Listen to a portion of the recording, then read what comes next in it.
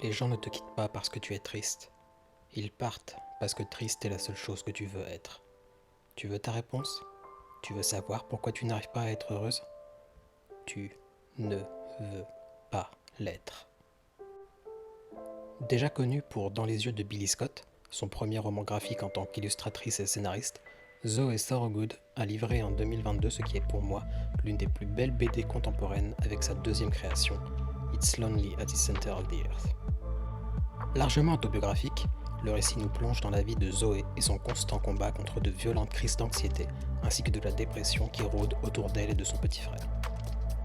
La réalité a hélas cette fois-ci dépassé la fiction, puisque si Zoé a été capable de purger une partie de ses démons à travers l'expression de son art, ce ne fut pas le cas de son frère qui sauta la vie en 2024. S'il fallait une preuve que les livres peuvent sauver les gens, à commencer par ceux qui les créent, cette BD en est un exemple criant.